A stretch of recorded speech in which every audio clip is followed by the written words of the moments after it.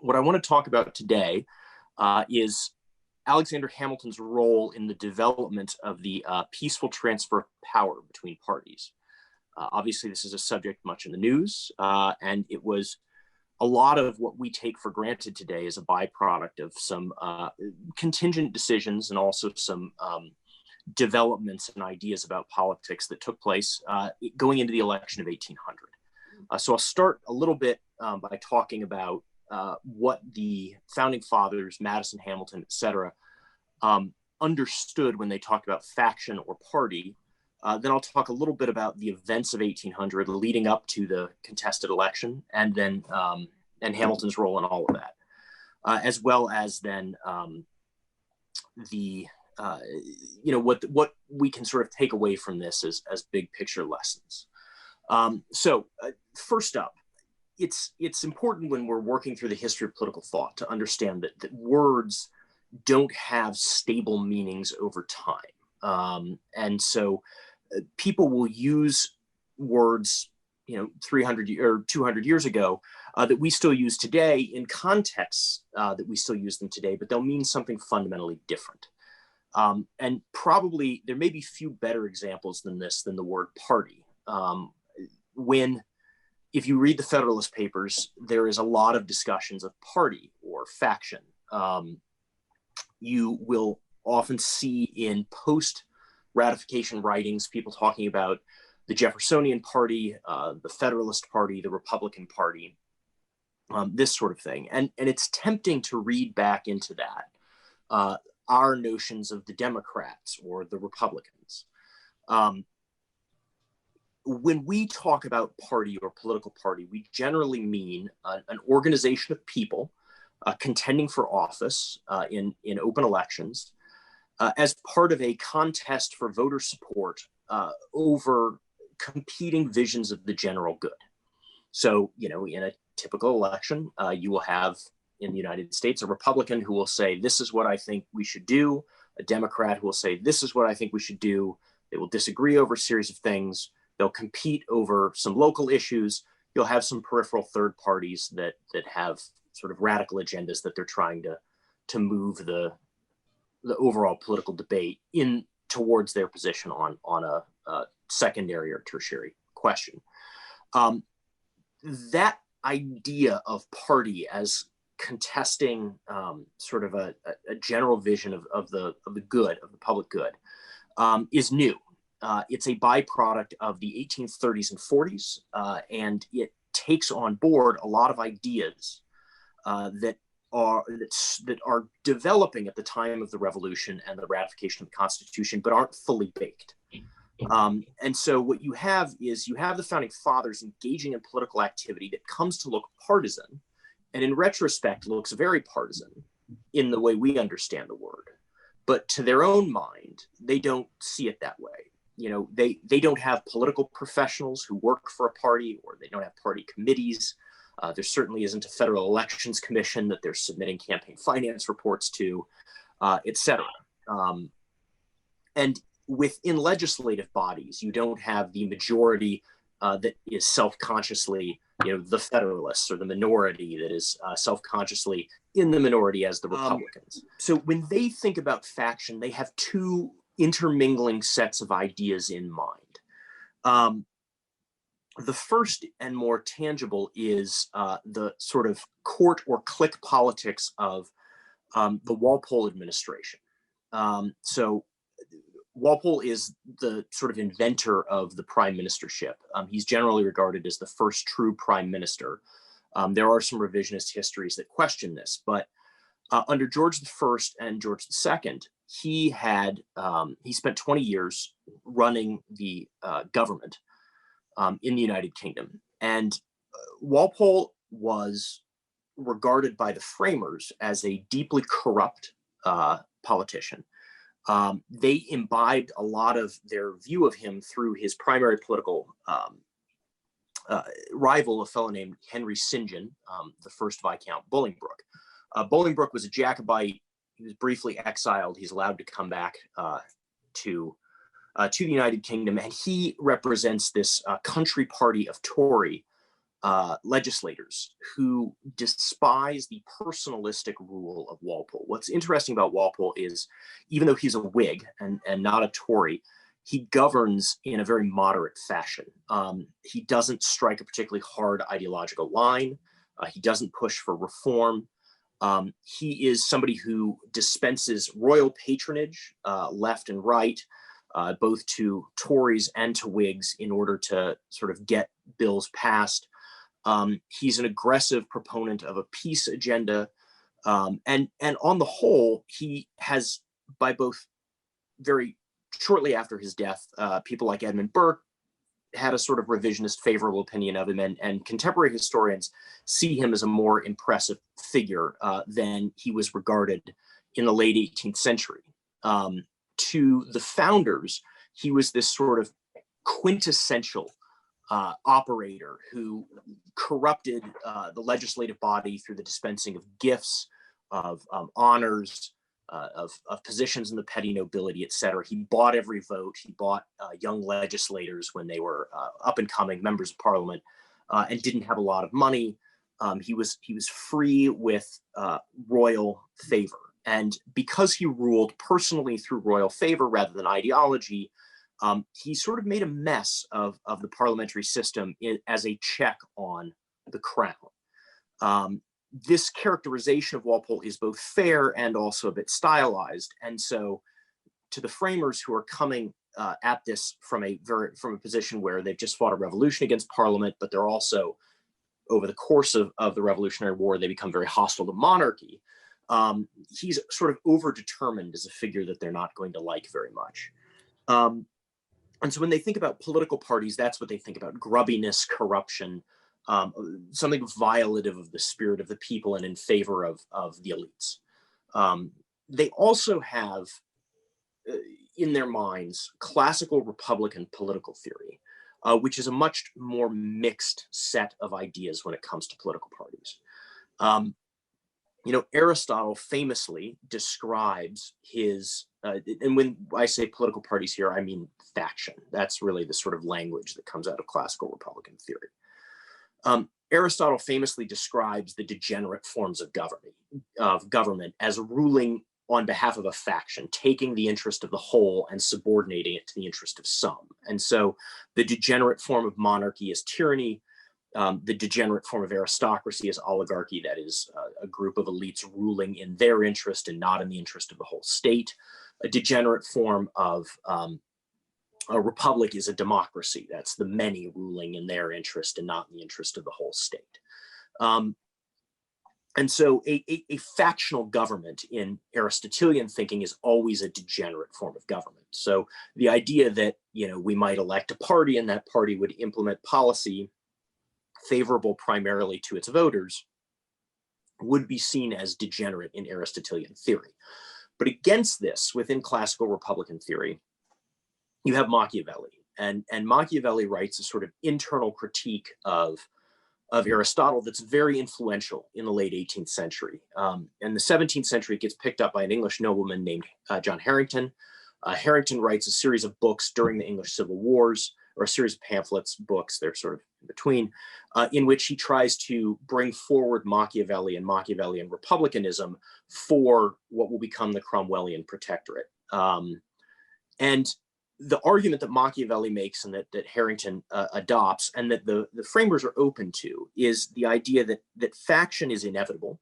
So you're always going to have class struggle or regional struggle, which is, we'll get to that in a moment with Madison. But that struggle can be either channeled into productive developments or it can be innervating. To Aristotle, that struggle was almost always innervating. That's why he sought something like a balance. It's this idea that you have factions competing with one another. That's a form of motion that can be tamped into a kind of balance where they can counterpoise one another. That's Aristotle's vision of good government. To Machiavelli, what he says is, no, what you need to do is you need to take these roiling energies of class struggle between the plebs and the patricians and push them outwards. And that's where you get imperial kind of this drive to conquer, and that the Romans under the Roman Republic are able to conquer most of the known world because they channel the struggle between the plebs and the patricians into into conquering first Italy and then the rest of the Mediterranean. This sits in sort of tension with characterizations of the crisis of the third century that many people see as beginning the process of decline and fall of the Roman Republic into the Caesarian Empire, where many of the framers would have looked at the crisis of the third century and said, well, here we have the many and the few fighting with one another, and that leads to the Gracchi brothers, the struggle over land reform, and ultimately the collapse of the Roman Republic. Madison has this very much in mind. It's a frequent point that anti-federalists raise during the Confirmation debates. They bring up the crisis of the third century all the time. You also have elites and high federalists who point to it as, look, this is why we can't empower the many. If we empower the many, we wind up like the Romans. Madison says, look, we're missing the entire point here. You're all kind of missing the point. We have not a series of interconnected city-states or a single city-state. We have this extended continent-wide space. We run up and down what's now the Eastern Seaboard. And from the very early on, it's quite clear that the Americans are going to come to some sort of arrangement to move into the Ohio Valley. And that in an extended republic, it is not as simple. It's not simple enough to say that you have the many and the few, the plebs and the patricians. And this is where this is the moving spirit of conflict. Rather, what Madison does is he takes some of Machiavelli and some of Aristotle, and he synthesizes them in Federalist 10 in his theory of the extended republic, where instead of having just two classes in constant conflict with one another, you have many cross-cutting tensions around which coalitions can be built because of the geographic extent of the United States, and that can form both an energetic government and a stable governing system, right? So that's Madison. And Hamilton, of course, is at this point is sort of bought into this idea. He certainly favors more central authority than Madison does. They will fall out over that. But that's the kind of vision. When they're talking about parties, they're talking about factions that are kind of class factions. Now, not class factions in the way that, say, Karl Marx talks about them. There's no notion of history or class struggle or base and superstructure, or any of that kind of stuff that gets piled on in the 19th century. But they are class conscious. They're also, of course, they've just broken away from a society with hereditary orders and an aristocracy, and they reject that out of hand. So they're thinking in terms of corruption at court through cliques or geographic, material, economic, class struggle out in the provinces, or sort of as a general sense. That's what when they talk about parties and factions, that's what they mean. Now, at the same time this is all happening, we have the Adams administration. And the Adams administration births both internal splits within parties and what is commonly called the first party system.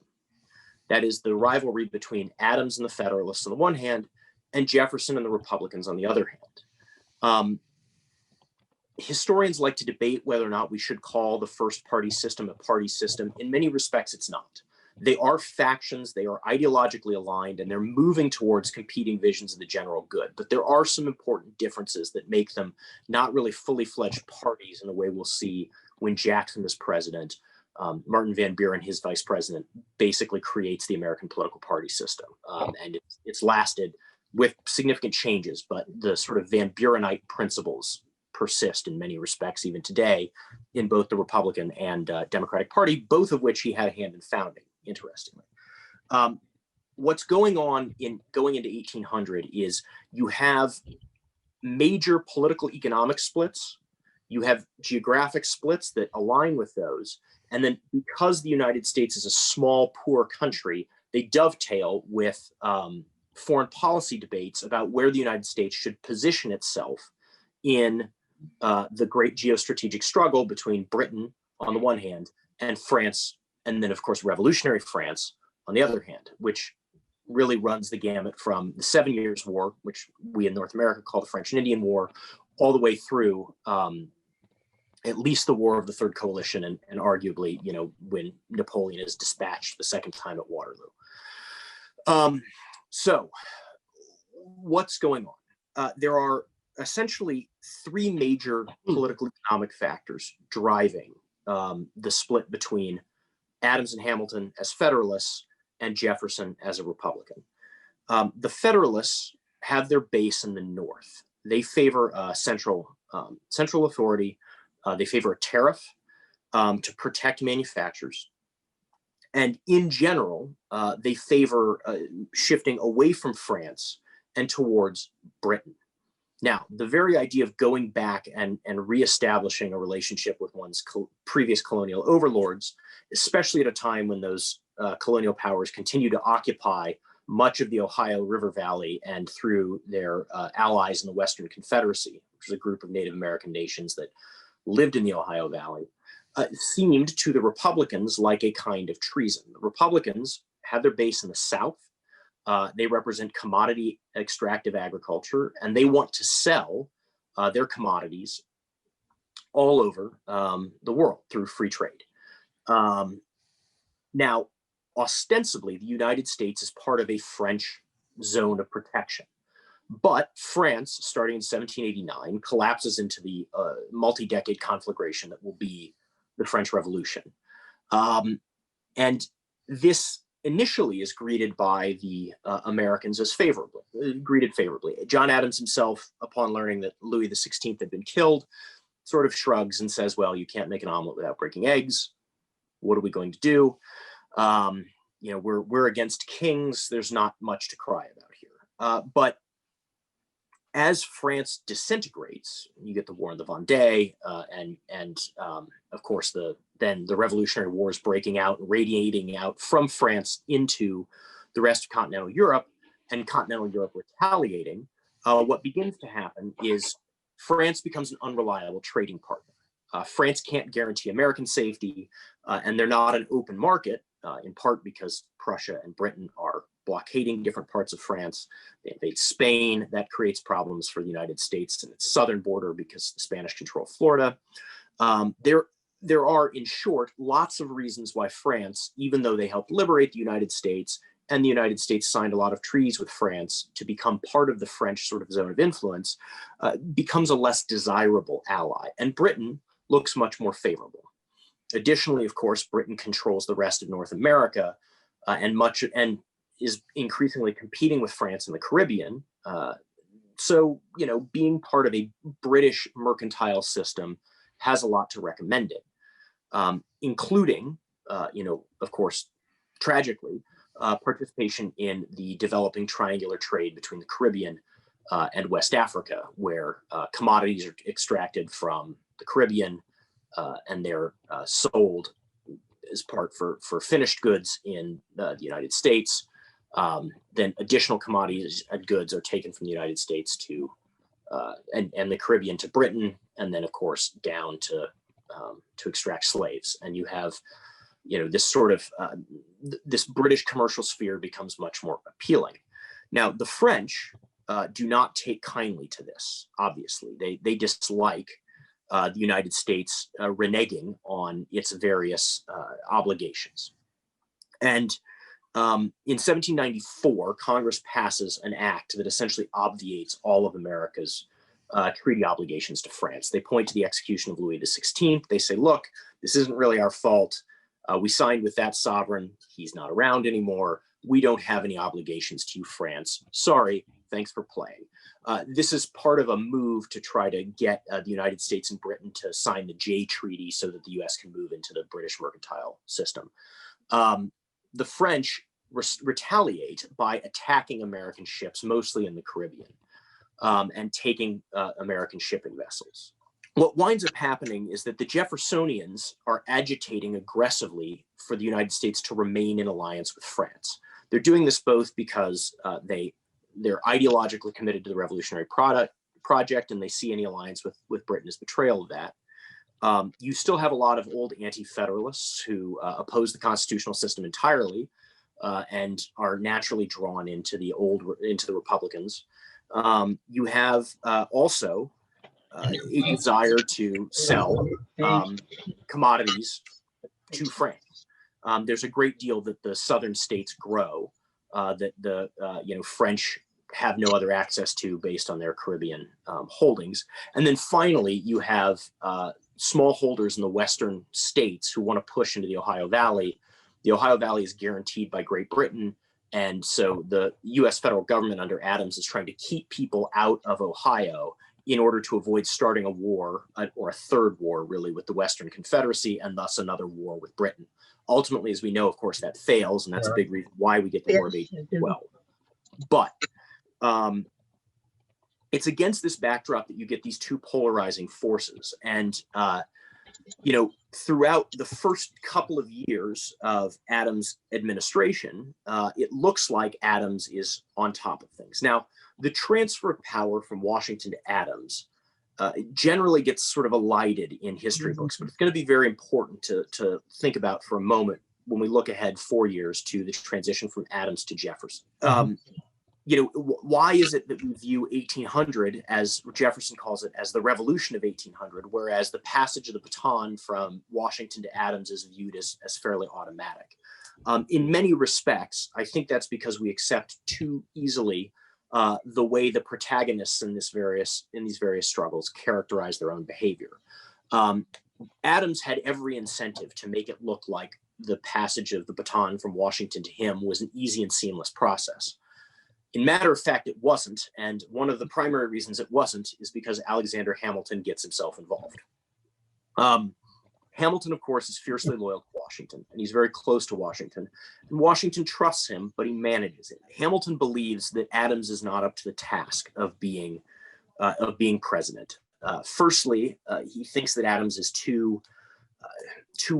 he recognized that Adams doesn't have an anchoring in the military, which of course you still have a revolutionary military around, right? All of the generals and leaders of the Revolutionary Army are pretty much still alive. And Adams had not served in the army at all. That's part of why Hamilton favors Thomas Pinckney instead of Adams. He thinks that you should have a military man. He also just believes that Adams is too diminutive, too, what we might call kind of speculative or intellectual, and that he doesn't strike the sort of impressive figure that Washington does.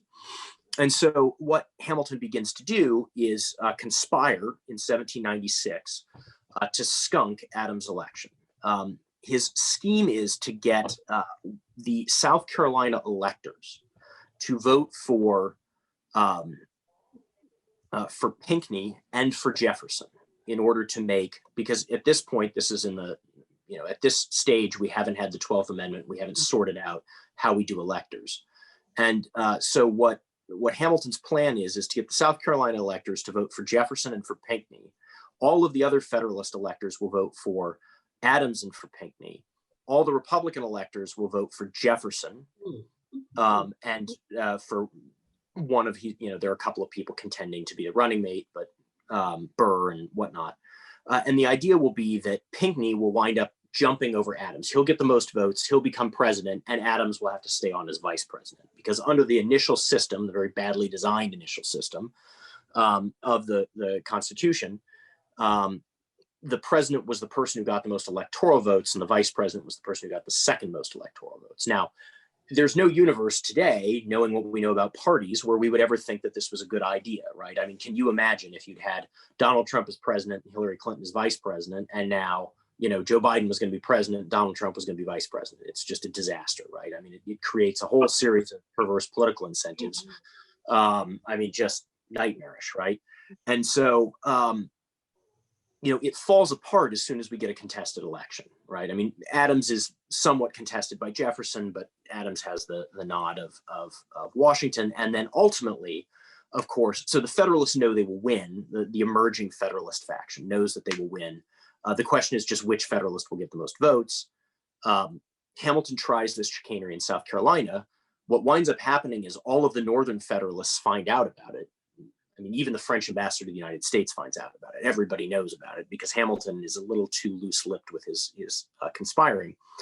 And so what takes place is all of the Northern Federalist electors, in order to sort of get revenge against Hamilton, they vote for Jefferson as well as Adams. And that jumps Jefferson into second place. Pinckney falls into third.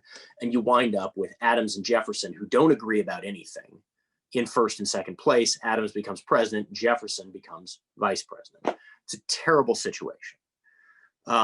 Because Jefferson, of course, out of the gate, wishes to undermine everything that the Adams presidency is striving to do, including everything we talked about repositioning the United States into a trade relationship with a dominant Great Britain as opposed to with France.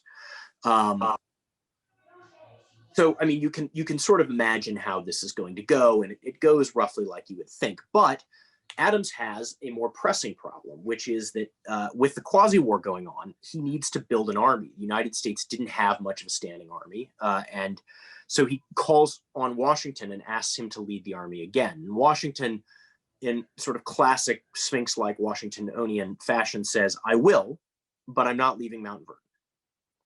Unless the French invade and we have an actual war, I'm not leaving Mount Vernon. So I am the head of the army, but I'm not leaving Mount Vernon." So Adams is sort of aghast and says, "All right, well, what should we do?" And he says, "Oh, well, I'm going to appoint Hamilton as my deputy because Hamilton is the best sort of organizer and administrator I know."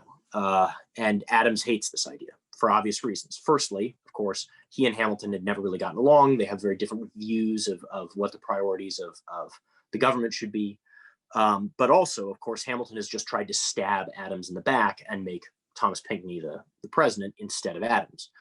But ultimately, Adams relents because he knows he can't fire Washington, and Washington says that a superior commander ought to be able to appoint his subordinates, and Hamilton becomes de facto head of the army and the second-ranking officer overall. And he goes about the process of raising an army. And this process continues through 1799 until, at the end of 1799, Washington dies. Washington dies in December, mid-December 1799.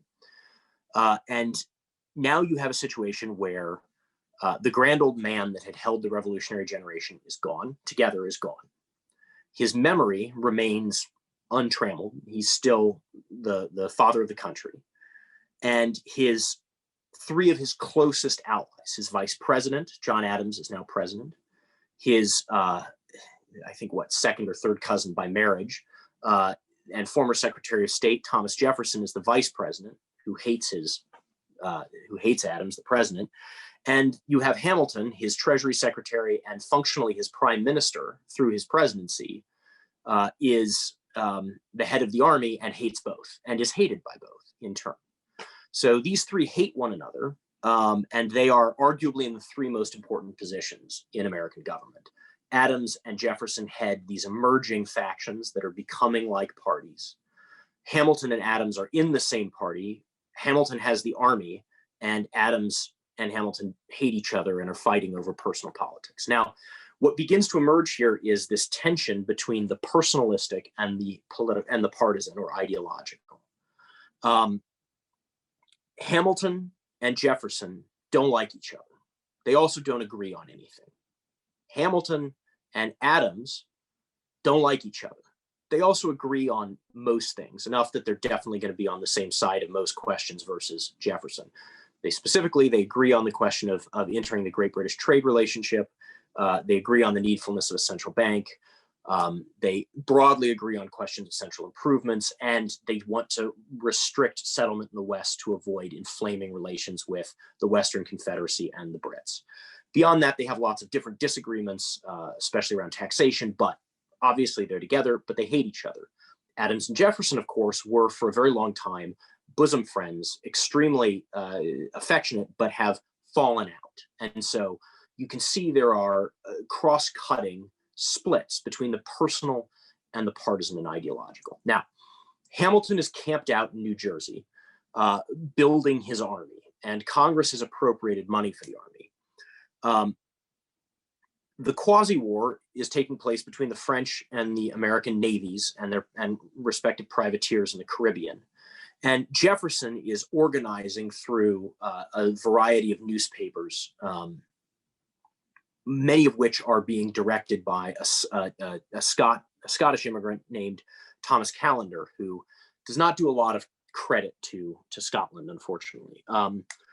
Callender had, at Jefferson's behest, done a great deal to try to skunk Hamilton's return to public life in 1797 by publishing years-old evidence of the extramarital affair, the Reynolds affair that Hamilton had gotten himself sucked into and he'd been blackmailed over. This actually led to Hamilton and James Monroe very nearly fighting a duel, but that duel was broken up by, of all people, Aaron Burr, of course. It's Washington's intercession on Hamilton's behalf at the beginning of 1798 that brings him back into public life as the nominal, and then eventually, upon Washington's death, the head of the army.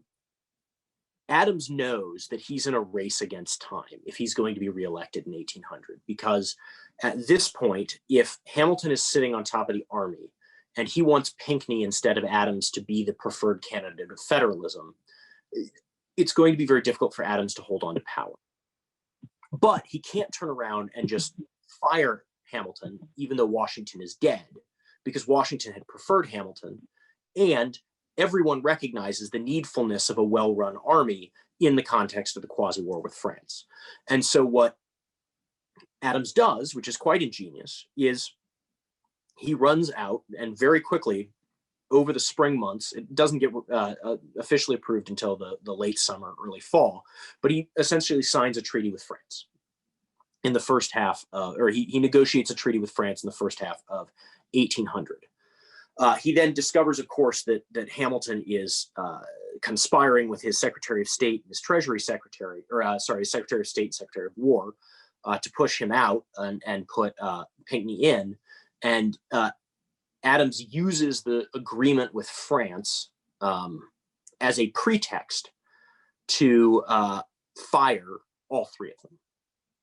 And because we no longer need the army, let's shut it down. And they were conspiring together. So Adams fires these three. Now, what this has the effect of doing is it sort of makes Hamilton's hostility to Adams kinetic, if you will. Hamilton at this juncture is now the leader of what you might call insurgent federalism against Adams's version of federalism. And as the coalition begins to fragment, it becomes panicky and desperate. Now, the Federalists control all of the branches of government, but they're facing serious pressures from Republicans, and they more or less know they're going to take a bath in 1800. What they don't know is what's going to happen after that. Are they going to be put up against a wall and shot? Are they going to meet the guillotine as the Girondins did? In their correspondence, they frequently refer to Jefferson as being of the Jacobin persuasion, or possessed of the Jacobin idea. This is the sort of phraseology that they're using, and this is, in the wake of the Reign of Terror, a serious concern. It's not at all obvious that if the Jeffersonians take over, that they won't turn around and start killing Federalist office holders. And so with the army disbanded at Adams' behest, right? So it's not as if the Federalists are giving up the army because the Jeffersonians have said they need to. They begin to they begin to put into motion some powers that they'd given themselves in the late 1799 under what we call the Sedition Acts. And they start to arrest Jeffersonian newspaper writers, including Thomas Callender, of course. By the time the election of 1800 comes around, there's only one Jeffersonian newspaper functioning in New York. All the others have been shut down. Their doors have been bolted up. In many cases, their editors and printers have been incarcerated without trial. It's a horrible abuse of power. And it's being perpetrated by, interestingly, not the more radical Federalists that cluster around Hamilton, but in many respects, the more moderate, not the what we call high-tone Federalists of the Hamiltonian stripe, but the moderates around Adams. Hamilton, even though he was much more authoritarian in disposition and a favor of central power, was actually opposed to the Sedition Acts in 1799 when they passed. Now, he nonetheless goes on to somewhat publicly defend them. It's not the best part of his history, but it is one where, on the whole, he comes out, actually, if you read the historical record, looking pretty good. Interestingly, after the election of 1800, Adams just lies and said it was all Hamilton's idea the whole time. I didn't like the Sedition Acts. Nobody liked them. That, of course, happens after 1804, after Hamilton is dead. He just gets blamed for the Sedition Acts. And for about 150 years, 200 years, everybody just sort of took for granted that Hamilton was responsible for the Sedition Acts, even though in reading the entire body of his correspondence, he speaks against them. He writes to Adams' Treasury Secretary in late 1799 and says, "This is a terrible idea. Don't do it. Stop." Nonetheless, one person who comes in for a thrashing is Aaron Burr, who is the head of the Jeffersonian machine in New York. Burr used publishing and the revenues from publishing to organize what we call Tammany Hall, but was then known as the Tammany Society. The Tammany Society did a very good job of taking recent immigrants, incorporating them into the body politic, and then mobilizing them in elections. So it published newspapers that it sold to these immigrant populations, as well as various smallholders around New York, including upstate.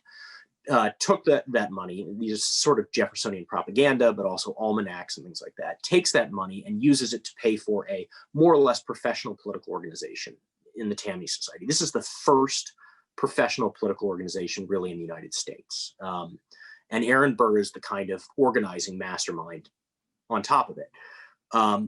The Alien and Sedition Acts are more or less written to go right at Aaron Burr, because if the Federalists reason that if they can shut down the Tammany Society and shut down Jeffersonianism in New York, then they can win the New York votes and keep Adams in power for another 4 years.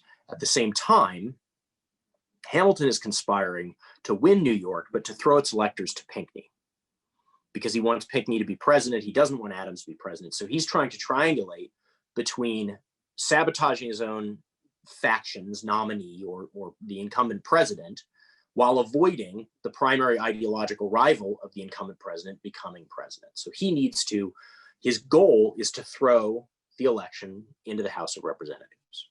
Now, let's step back and talk for a moment about what the House of Representatives is supposed to do in this situation.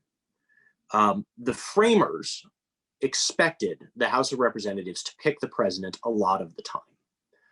This is another thing they get wrong. Again, because they don't have a coherent concept of party and they don't think about national organizations organizing around ideas and brands, they believe that what's going to happen is occasionally a man of national reputation will earn the consensus support among the voters and will be the president. But in many other cases, no such person will emerge. No individual will meet the hour.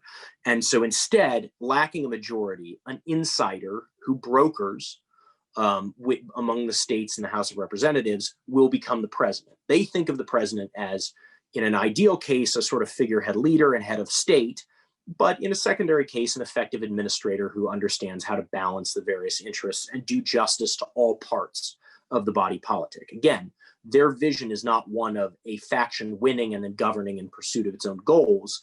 It's rather an administrator sitting atop the entire body politic and dispensing justice to each part of it. And so when Hamilton says, "I'm going to throw this election into the House," it doesn't seem crazy that the fourth presidential election would go to the House, and really that the second one after Washington's stepping off the national scene should go to the House of Representatives. This was something that the framers thought would be a fairly commonplace part of presidential selection. He succeeds in sending things to the House of Representatives, but he fails in his objective, which is to make sure that the three top vote getters are, he knows Jefferson is going to be one of the top vote getters. He needs the rest of them to be Adams and Pinckney, because once you have those three, then the House can pick, voting based on state state groups, state delegations, who the president will be. And Hamilton believes that he can control enough state delegations that Adams, having failed to win the majority, the Federalists will move over to Pinckney, and Pinckney will, after a sufficient number of ballots, be made president. What he doesn't count on is the the enthusiasm and organizational ineptitude of the Republicans. The Jeffersonians, of course, are all backing Burr, for vice president and Jefferson for president. But every elector gets 2 votes. Now, what the Jeffersonians should have done was hold out one of their electors, and instead of voting for Burr, vote for someone else. Hamilton believes that at least one of them will vote for Pinckney, who they expect to run, second to Adams, and thus they will use a Republican vote to get Pinckney over the finish line. Instead, what happens is every single Republican elector votes for both Jefferson and for Burr.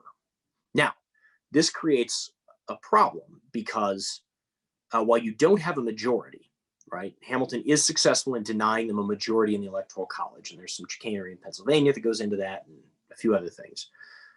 Burr has as good a claim to be president as Jefferson does. Everybody wants Jefferson to be president and not Burr on the Republican side. But Burr says, look, I have as many votes as he does. And so the race goes to the House. In the House, Hamilton initially stays out. He sits out and refuses to throw his support to Adams. And he waits and waits, and the ballots go over and over and over again. Now, initially, there's so much Federalist hostility to Jefferson as a person, because again, this is a deeply personal kind of politics, but it's emerging as a kind of ideological politics, that actually Burr is in the lead for many of the early ballots. And Burr begins to believe that he genuinely will win the majority of votes if he holds out long enough. The Republicans continue to vote lockstep for both men because they don't want to risk Burr losing and Adams gaining. So the Republican electors continue to stay together. They don't break away from Burr to promote Jefferson because they don't want to run the risk of Adams becoming Jefferson's vice president and the two switching places and us having dysfunction again for another 4 years. They've seen how that goes. And so instead what transpires is ballot after ballot after ballot runs, and Burr slowly begins to build what looks like momentum. And it's at this point that Hamilton intervenes. Now, Hamilton's view, this is stylized in sort of popular history as Hamilton admits that he lost and decides to do the right thing. And so he throws the election to Jefferson, who he believes is a good man, instead of Burr, who he believes is a bad man. That's not really what happens.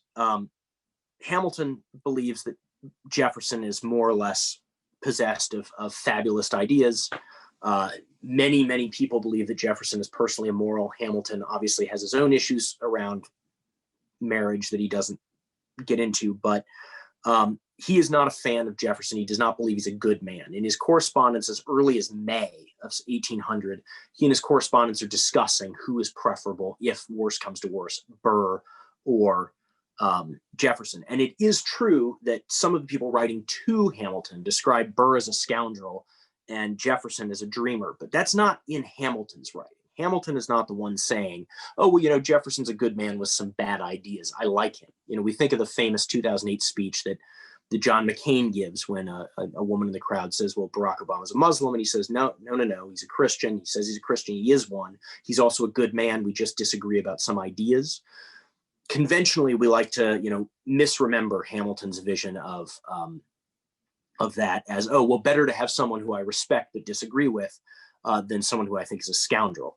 A lot of this has to do with reading the Burr conspiracy back into Burr in 1800 and his, subsequently, of course, shooting Hamilton in 1804.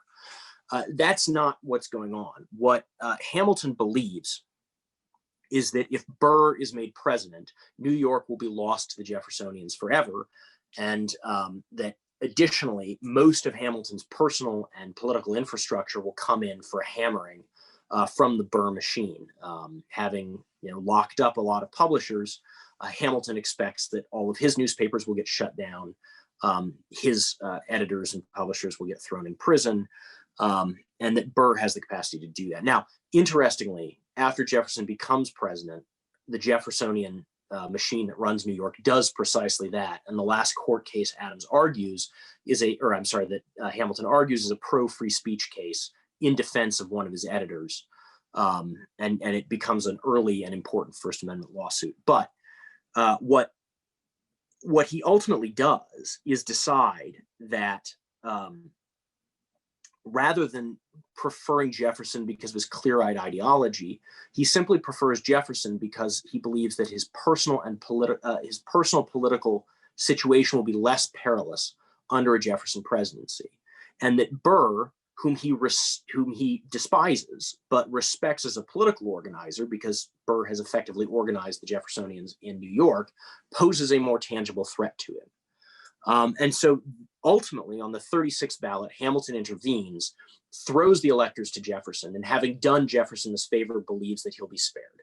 And on the whole, Jefferson is pretty good to Hamilton. This is where Jefferson begins to develop the ideas that will show up in his first inaugural speech, where, of course, he famously says, "We are all Republicans, we are all Federalists." Now, again, we tend to look back and read this as, oh, this is a very tolerant, Irenic speech. This is saying, we're all Americans together, more unites us than divides us, etc. In fact, what Jefferson is reminding people is that there is no such thing as a legitimate opposition. There is one national interest. He represents it. And we are all Republicans, we are all Federalists, because there is only one vision of the general good, not competing visions of the general good. So again, Jefferson still remains in that early revolutionary vision that doesn't see party competition taking place. He doesn't see factional competition as legitimate. He doesn't want to have politics be a struggle between different organized visions. There is one general good, and he, having been elected, represents it. This is also why Jefferson begins to describe his election win as the Revolution of 1800. Keep in mind that after the American Revolution, really no loyalist ever serves in any position of authority in the newly freed American government. You could say, Luther Martin sort of dabbled in it, but not really. By contrast, numerous anti-federalists ascend to the highest ranks of American power. They become cabinet secretaries, presidents, etc. And likewise, federalists get incorporated into the Jeffersonian Republican system of government. They're not closed out. And though there is some persecution of their ideologists and their propagandists, on the whole, what Jefferson is pushing for is an anti-party politics. And that's a politics of personal relationships, with him at his center. And that's how he runs his government, more or less. He's helped by having Madison in the House. But in this respect, the birth of party is in many ways an accident. Burr, of course, takes Hamilton's intervention personally, and how could he not? The presidency is denied to him largely, in his view, because of this fellow Hamilton who hates him. And he thinks Hamilton is a scoundrel, wrongly, but he does, in part dating back to the Reynolds affair. And they've had a long-standing relationship that has frayed and deteriorated from the Revolutionary War onward. Burr views Hamilton's action as primarily personal. Hamilton's action is not primarily personal or primarily ideological. In many respects, I would submit it is primarily partisan in nature. Jefferson is less of a threat to his emerging party apparatus. Jefferson views Hamilton's move in primarily personal terms, and it's Jefferson's version of events that gets picked up and becomes the sort of stylized history of what took place. That is, Hamilton choosing Jefferson over Burr. Now, would that narrative have stuck had Burr not turned around and killed Hamilton 4 years later, 3.5 years later? It's unclear. But of course, as we know, the rivalry between Hamilton and Burr, even if it's birthed by Hamilton's sort of ingenuity in thinking about things in political and partisan terms, becomes fiercely personal and ultimately leads to the duel in Weehawken. And so what we see, as we saw at the outbreak of the revolution at Bunker Hill, people acting before the ideas have caught up. In many respects, in 1800, we have a peaceful transfer of power between two political factions, or we might even call them parties in retrospect, that takes place for reasons other than the ones that we use to justify it later when we discover that it actually works really well and we like it. And so the peaceful transfer of power was achieved, in fact, before it was an American governing principle. Now that it's American governing principle, we ought to defend it because, of course, it served us extremely well over a very long period of time. And with that, I'll open it up to questions.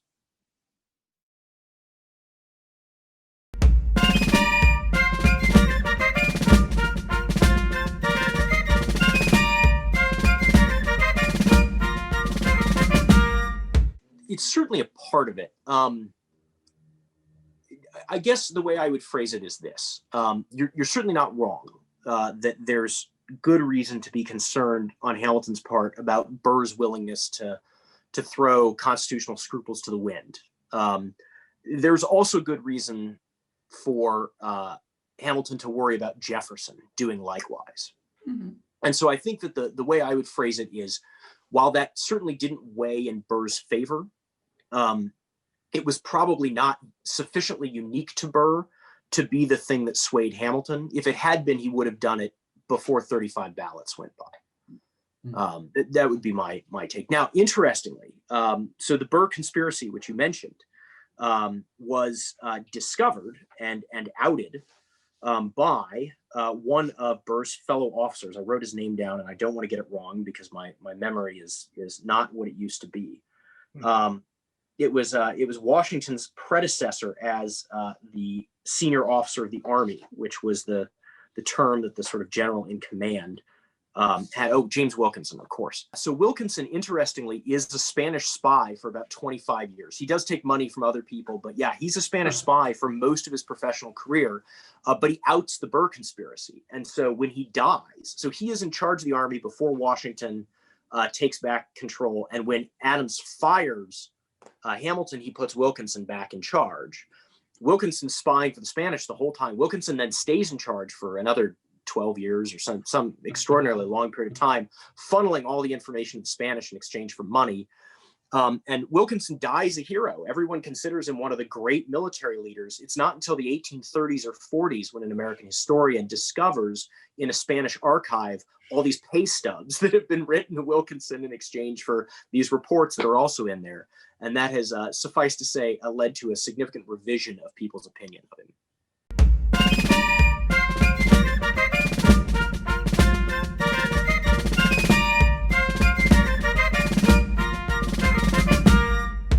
I'm not generally one to downplay Hamilton's role in things. I think he was this titanic figure and truly someone who bent the events of history to his will. But I think in terms of how we actually get through it in the final analysis, it's Adams that deserves a great deal of credit. Adams leaves. And, he had no reason to know that in leaving, he would be spared. But he ultimately says, better to leave than and hang, more or less, than to guarantee this sort of atavistic cycle. Hamilton does deserve credit, I think, ultimately, given Burr's subsequent action for picking Jefferson over Burr. Jefferson was, I would not say a particularly good man, but his presidency was a mess in a lot of ways. Nonetheless, he kept the ship of state going. And because Jefferson was, I think, such a charismatic and powerful figure, he was able to maintain his grip on the national government in such a fashion that really his system of governance was powerful enough that it ultimately incorporated not just the Madison administration and the disastrous War of 1812, or the Monroe administration and the era of good feelings, but even John Adams' own son, and John Quincy Adams, becomes part of the Republican system. And so I think Adams' willingness to walk away and risk himself is probably the thing that's most important. It also helped that they disbanded the army in 1800 because they didn't need it anymore. Not having an army floating around is a helpful way to prevent coups. Not a guarantee, but helpful.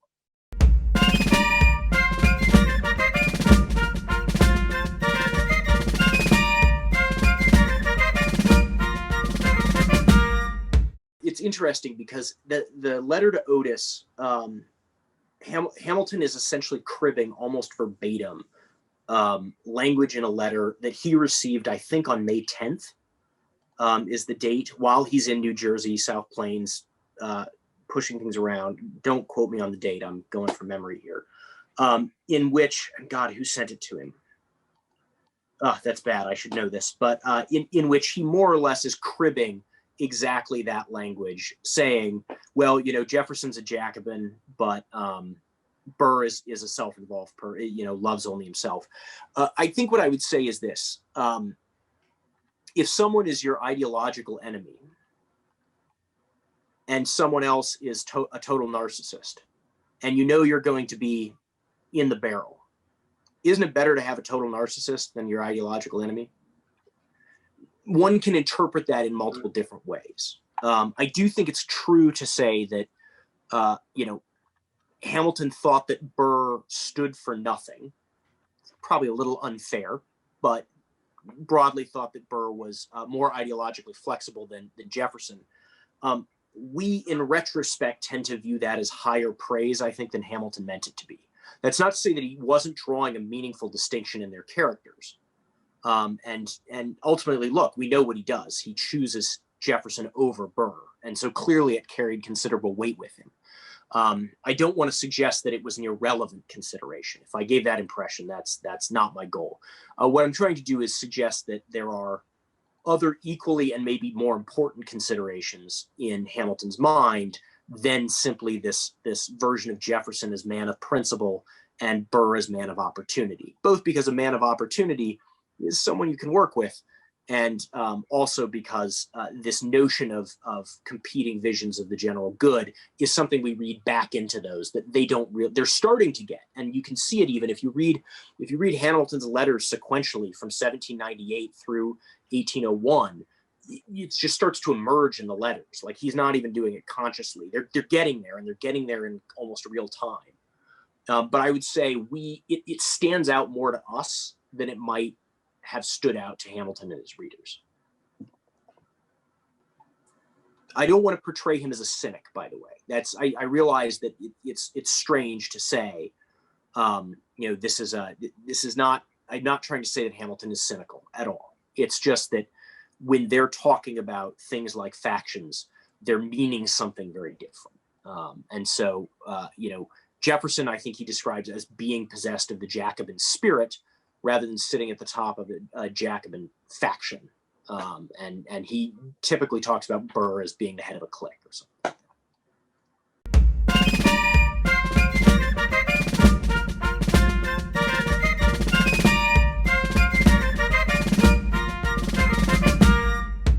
The Electoral College itself is, I should be more up on this given current events. And I don't want to get anything wrong, so I'll be a little bit cribbed on this. The presidential selection mechanism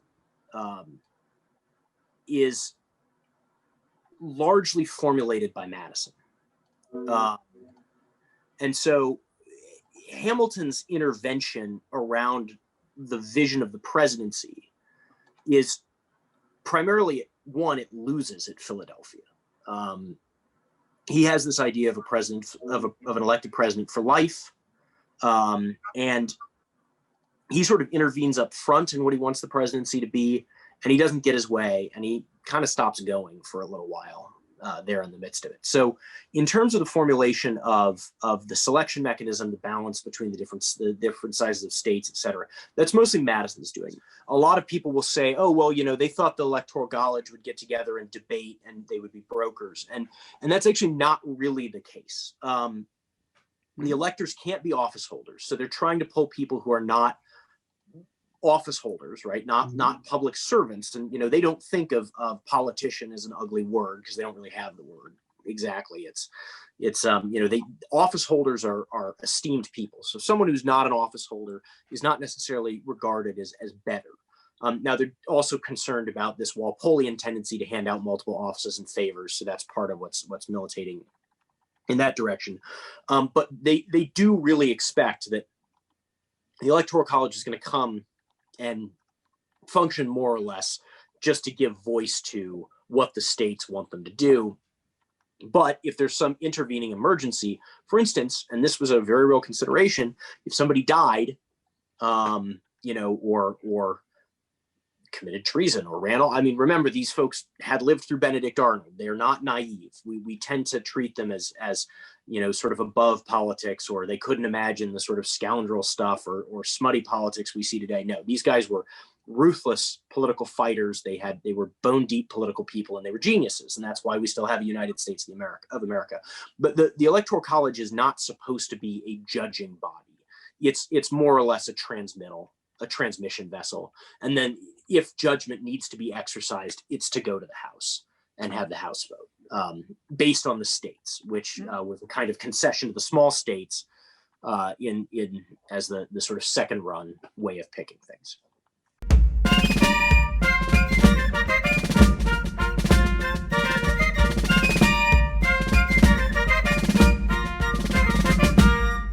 I'll defer to the Hamilton Appreciation Society folks on that one.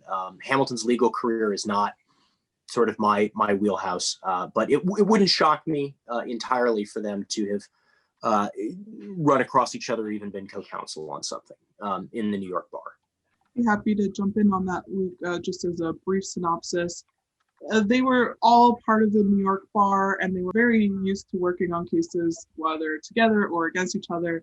This case in particular was very incendiary and had personal implications for both Burr and Hamilton, which I believe is why they joined together along with Brockles Livingston, this other one. So the girl's body was found in the well, at the bottom of the well of the Manhattan Well Company, owned by Aaron Burr.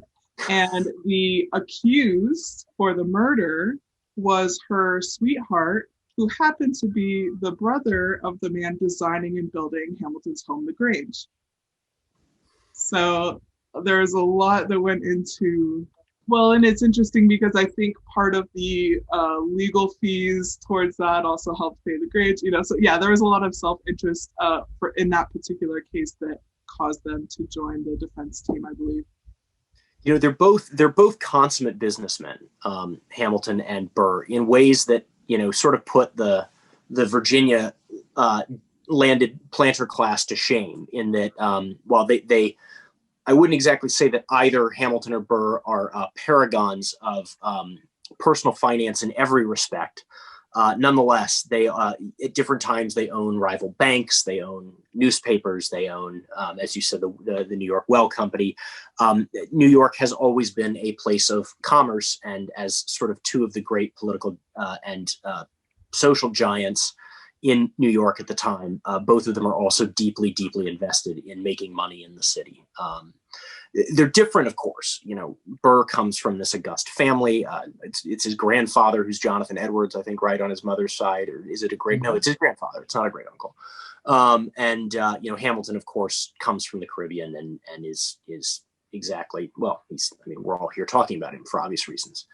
So they're very different, but in many ways they lead these sort of parallel lives. And both of them, Burr is a great organizer. He is a great maker of systems and political machines. And I say that as a compliment. People probably don't view that as a compliment, but I think he is the first person to use the democratic process as an engine of cultural integration in many respects.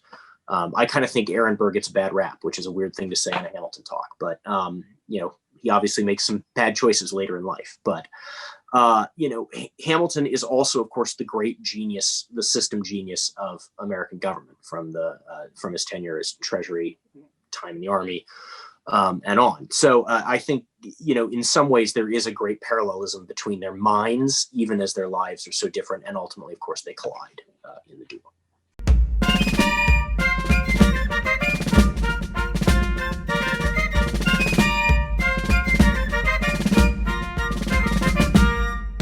They have a complicated relationship.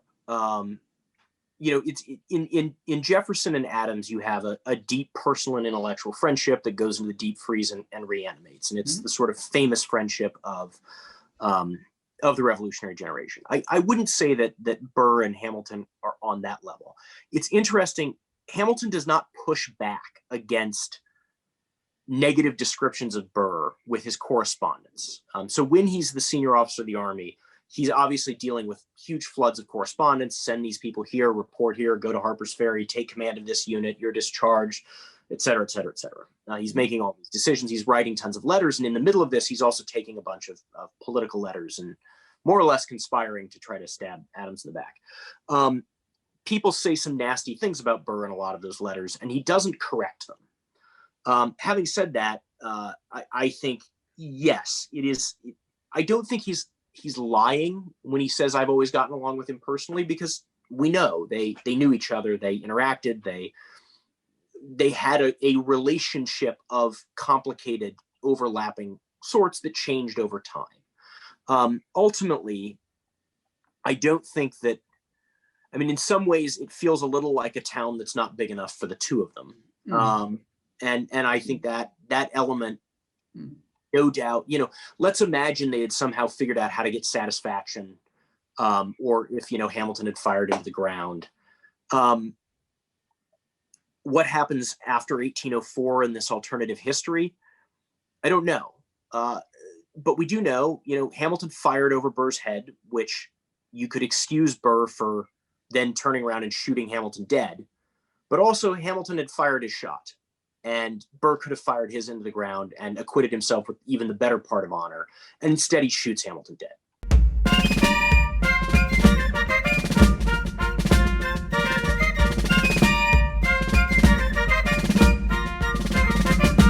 He's a good officer. There were a lot of officers who, when Washington got Hamilton made his deputy, chose to opt out.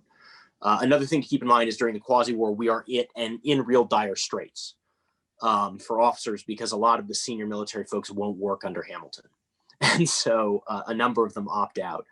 I think also, again, we don't have partisanship in the same way. And so, there's no universe in which Martin Van Buren is going to give a Whig a job, even though Martin Van Buren names one of his sons after Winfield Scott, whom he admires immensely. So it's the form of structural competition between these two groups just isn't there. And Burr was a capable officer.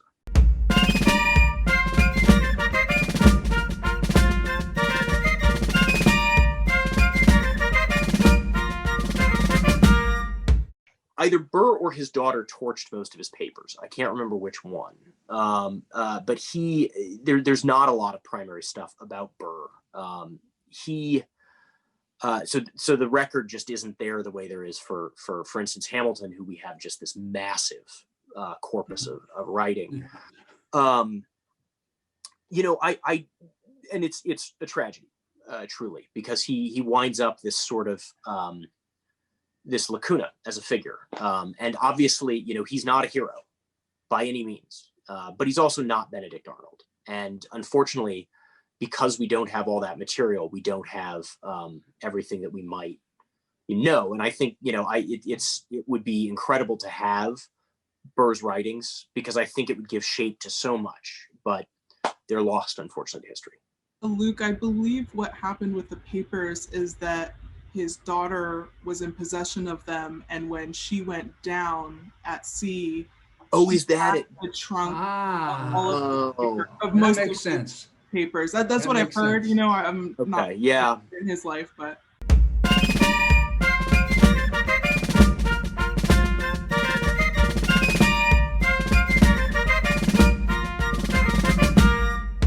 I don't think of him as one of the great controversialists. He wasn't one of the pamphlet warriors in the same way that, for instance, a Hamilton or a Madison was. There might be a few essays out there that are Burr products that we haven't identified as such. But no, there's not, there isn't an equivalent of like the Pacificus Helvidius debate where Burr is one of the antagonists, to say nothing of the numerous others that both Madison and Hamilton participate in, unfortunately.